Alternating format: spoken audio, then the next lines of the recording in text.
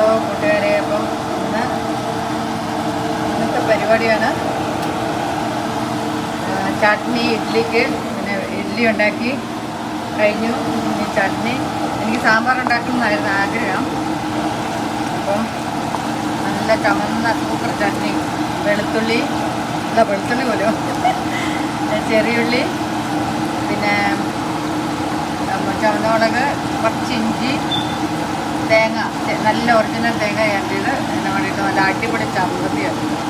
അതുപോലെ ഇഡ്ഡലി ആണെങ്കിലും നല്ല അടിപൊളിയാണ്. കുറച്ച് ചെറുതാന്നേ ഉള്ളൂ, കുഴപ്പമില്ല. അങ്ങനെ അപ്പം പിന്നെ ഞാൻ ഉണ്ടാക്കുന്നത് ഐസ്ക്രീമിൽ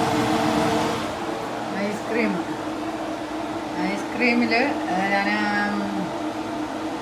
പാൽപ്പൊടി, പിന്നെ ഞാൻ ചെയ്തത് പാൽപ്പൊടിയും ആൽമണ്ടും പിസ്തയും കൂടി ഇട്ട് നല്ലതായിട്ട് പൊടിച്ചു.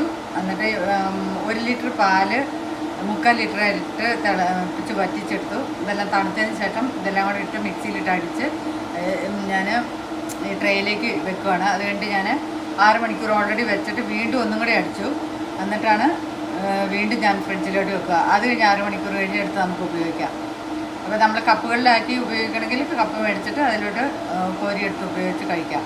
അടിപൊളിയാണ്. കഴിഞ്ഞ പ്രാവശ്യം ഉണ്ടാക്കിയത് അടിപൊളിയാണ്. അപ്പോൾ നിങ്ങളൊന്ന് ട്രൈ ചെയ്ത് നോക്കുക. തിരക്കാണ്, ഞാൻ ജോലിക്ക് പോകാൻ തുടങ്ങണേ. അപ്പം നിങ്ങളൊന്ന് ഇത് ട്രൈ ചെയ്ത് നോക്കുക. അതുപോലെ തന്നെ ഹാവ് എ നൈസ് ഡേ. ഇപ്പം വീഡിയോ ഇഷ്ടപ്പെട്ട ലൈക്ക് ചെയ്യുക, ഷെയർ ചെയ്യുക, സബ്സ്ക്രൈബ് ചെയ്യുക. താങ്ക്സ്.